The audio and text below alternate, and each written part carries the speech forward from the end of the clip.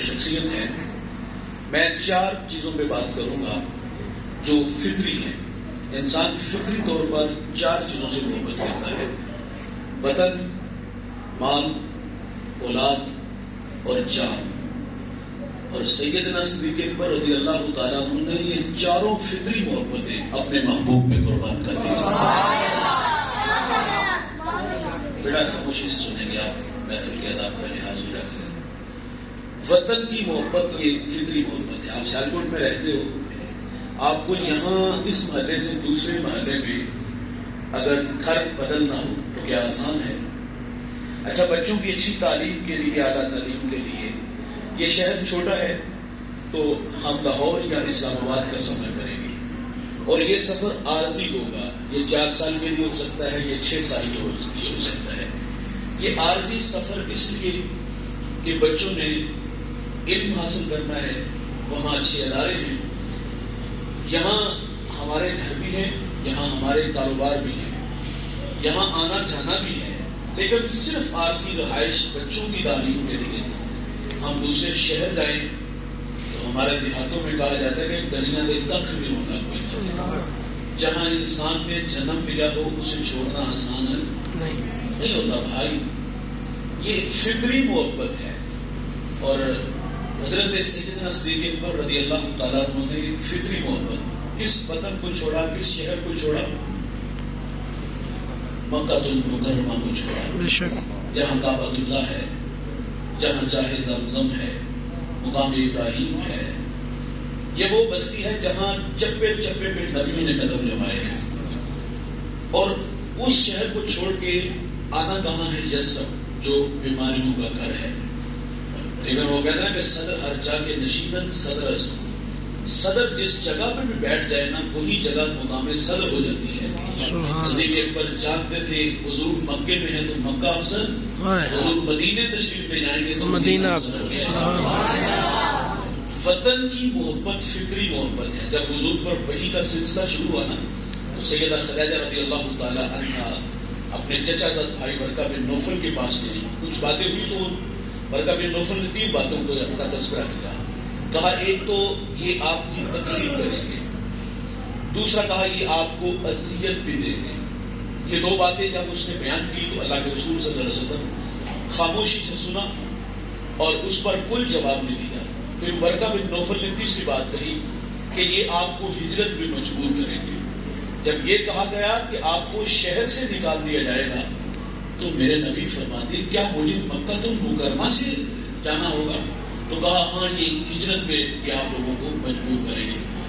مکہ چھوڑنا آسان نہیں تھا. جب حضور مکہ چھوڑ رہے تھے تو مخاطب ہو کے کیا کہا تھا کہ تو کتنا محبوب ہے مجھے، اور میں تجھے کبھی بھی چھوڑ کے نہ جاتا اگر یہ مجھے یہاں سے جانے پہ مجبور نہ کرتے. اچھا، جب حضور مکہ چھوڑ کے مدینہ آنے لگے نا تو حضور کی آرزو تھی کہ میں حرم کعبہ میں اللہ کے حضور اپنی نیاز بندیاں پیش کروں. تشریف لائے تو عثمان بن طلحہ سے حضور نے فرمایا مجھے چابی دو.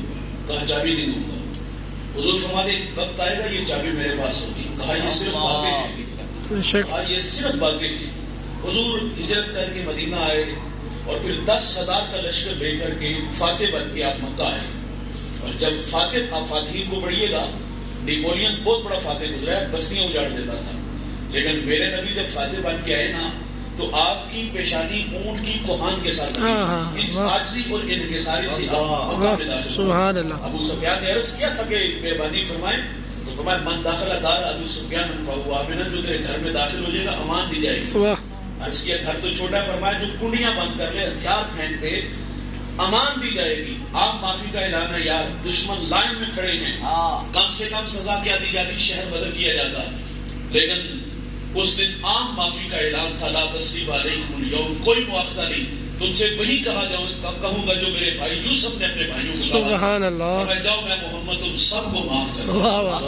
معافی دی گئی اور پھر حضور نے فرمایا بلاؤ عثمان بن طلحہ کو. سامنے آئے اور فرمایا کہ میں نے کہا تھا نا کہ ایک وقت آئے گا کہ یہ چابی میرے پاس ہوگی. حضور نے چابی دی، حرم کعبہ میں داخل ہوئے، اپنی نیاز بندیاں پیش کی، باہر تشریف لائی. یار کعبے کا کلید بردار ہونا، کعبے کی نوکری چھوٹی نوکری ہے، بہت بڑی نوکری ہے. یہ آرزو سیدنا صدیق اکبر کی بھی تھی، یہ آرزو حضرت عمر فاروق دیگر اصحاب کی بھی تھی. لیکن جب حضور باہر تشریف لائے چابی عثمان بن طلحہ کے ہاتھ میں دی، کہا یہ تیرے پاس کی رہی، سبحان اللہ. اور آج بھی اسی نسل کے پاس. بھائی جان مکہ چھوڑنا آسان نہیں تھا، چھوڑ دیا مکہ.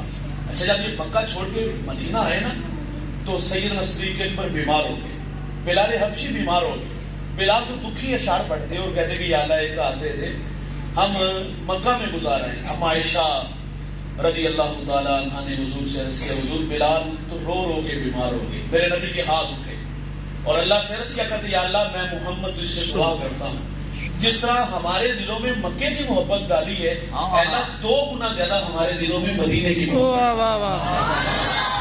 وطن کی محبت فطری محبت ہے، وطن چھوڑنا آسان ہے نہیں ہے. آپ اپنے بیٹوں سے پوچھ لو، اپنے بھائیوں سے پوچھ لو، اپنے بوڑھے باپ سے جو ابھی جوانی چڑھا تھا، شادی ہوئی تھی اور شادی کے بعد تمہارے خواب دیکھنے کے لیے اولاد اور اولاد کا مستقبل بنانے کے لیے 7 سمندر پار یہاں سے اڑا، لیکن سینے پہ بھاری پتھر رکھ کے اپنوں سے جدا ہونا آسان نہیں بھائی.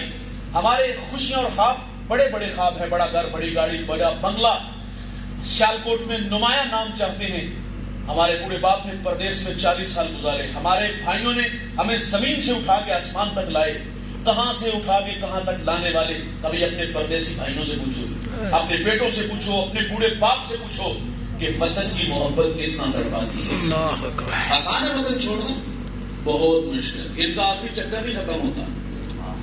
جب بھی آتے کہتے بات انشاءاللہ 2 سال تک آگے لائیں گے، بہت سارا کما کر یہاں آگے خرچ کریں گے. ہم نے تو ATM مشین بنایا ہوا ان لوگوں کو، جب جی چاہا جناب پیسہ نکالا. اور یہ ہمارے پاس بیچارے آتے بھی اور اجنبیوں کی طرح اور مسافر آتے ہیں یہ مہمانوں کی طرح، اور ہم ان کے ساتھ سلوک بھی مہمانوں جیسے کرتے ہیں. بس انہوں نے 15 دن بعد واپس چلے جانا ہے اور اچھا کھانا، اچھا لباس، گاڑی، سب کچھ ملا. اور لیکن ستم پتہ کیا ہوتا ہے جب یہ واپس آتے ہیں نا 40 سال بعد، 20 سال بعد، نکارا ہو کے کام کے قابل نہیں ہوتے، تو ستم یہ ہوتا ہے کہ پھر اپنے ان کو قبول بھی نہیں. اللہ تو ساڑھے واسے کیتا کہ ہاں اپنی جوانی تمہارے نام لگائے، تمہارے خواب پورے کرتے کرتے یہ بوڑھا ہو گیا. خود بھوکا رہا یار، اپنے کپڑے بھی خود دھوتا تھا، اپنے کمرے کی صفائی بھی خود کرتا، کھانا بھی خود بناتا تھا. 8 گھنٹے کام نہیں کرتا تھا، 18 گھنٹے کام کرتا. آپ کو اچھا موبائل چاہیے تو اچھا موبائل بھی بھیجا، آپ کو اچھی گھڑی چاہیے اچھی گھڑی بھی بھیجی. آپ نے جو کہا اس میں اوور ٹائم لگایا اور ہمارے خواب پورے کیے. لیکن ہم نے ستم کیا کیا؟ جب یہ واپس آنا چاہے نا تو بعض وقت بیوی بھی کہتی ہے 2-4 سال ہولا ہلے بڑے کام نہیں ہونا لے. یار ہم نے پردیسیوں کے ساتھ بھی کتنا ظلم کیا کہ ستم کی بات کر رہا ہوں. میرا ایک دوست ہے وہ مدت سے پردیش میں، میں نے ایک دفعہ کہا یار واپس آ جاؤ. اس نے کہا پہلی بات تو یہ ہے کہ میں اکیلا یہاں مشقت میں اتنا آسان نہیں، پر ایک تو پردیش کاٹنا اور دوسرا یہاں آ کے محنت کرنا. اور ہم یہاں محنت پاکستان والی نہیں کرتے، یہاں محنت ہم ڈبل کرتے ہیں. اور خیال یہ ہوتا ہے کہ چلو ہماری محنت سے ہمارے گھر کے 8 افراد اچھا کھانا، اچھا لباس، اچھی تعلیم حاصل سکتا ہے، اچھا گھر مل جائے گا. کوئی گل نہیں یار، ایک کو تو قربانی دینی ہوگی. تو میں نے کہا یار مدت ہو گیا واپس آ جاؤ. وہ کہتا ہے خیال تھا کہ واپس آ جاؤ، لیکن ہوا کیا کہ دیکھتے دیکھتے ہی بہنوں کی شادی کی تو بیٹیاں بھی جوان ہو گئی، اور اب خیال ہے کہ اب ان کا نکاح کر کے کچھ وسائل اکٹھے کر کے پھر واپس آئیں گے. یہ ہے پردیسی اور یہ ہے پردیسیوں کی زندگیاں. اور جب یہ واپس آتے ہیں نا تو یقین جانو یہ بالکل لکیر پہ کھڑے ہوتے ہیں. جس بھائی کو اس نے ڈاکٹر بنایا یا جس بھائی کو اس نے بڑا آدمی بنایا، وہی بھائی بعض اوقات اس بھائی کو قبول ہی نہیں کرتا. وہ کہتا ہے یہ جاہل آدمی ہے، اس کو تو کلام کرنا نہیں آتا. جب واپس آتا تو اولاد بھی اس کے ہاتھ میں نہیں ہوتی.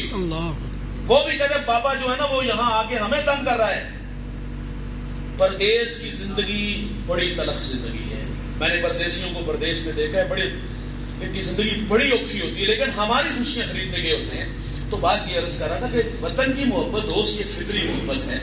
وطن چھوڑنا آسان نہیں ہے، لیکن ہمارے بھائیوں نے، بیٹوں نے، ہمارے بوڑھے باپ نے قربانی دی اس لیے کہ کل کو یہ بڑے بن جائیں گے تو یہ خواب جو دیکھے وہ پورے ہوں گے. تو خیر بات صحیح صدیق اکبر رضی اللہ تعالیٰ عنہ کہ انہوں نے وطن کی قربانی، مکہ المکرمہ کو چھوڑا، اس شہر کو چھوڑ کے یثرب آئے جس کو مدینہ کہا جاتا ہے. تو یہ وطن کی محبت صحیح صدیق اکبر نے دی. اور دوسری فطری محبت سنیے گا، وہ ہے مال کی محبت. خاموشی سے بھائی، نعرہ تکبیر، نعرہ رسالت، نعرہ تحقیق، نعرہ حیدری، تاجدار تاجدار ختم نبوت زندہ باد تاجدار ختم نبوت زندہ باد زندہ باد. دوسری فطری محبت وہ مال کی محبت ہے. بے شک. مال خرچ کرنا آسان ہے؟ مشکل ہے بھائی. میرے نبی نے فرمایا تھا ہر امت کا کوئی نہ کوئی فتنہ ہوتا ہے، اور فرمایا میری امت کا فتنہ مال ہے، دولت ہے. دولت خرچ کرنا آسان ہے نہیں. ہمیں پچھلے دنوں ایک صاحب نے کال کی، میں اپنے دوستوں کو سنا رہا تھا، تو اس نے کہا کہ مولانا میں نے نیت کی تھی کہ کاروبار کروں گا اور کاروبار کا پہلا نفع سارا اللہ کی راہ میں. سبحان اللہ. اس کے بعد کہتے بہت زیادہ نفع ہے، تو میں نے کہا دے دیے. وہ کہتے نہیں 2 قسطیں کرنی ہے.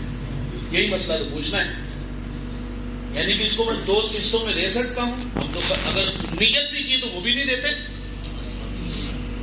معذرت سے کہوں گا مال خرچ کہاں ہوتا ہے؟ جہاں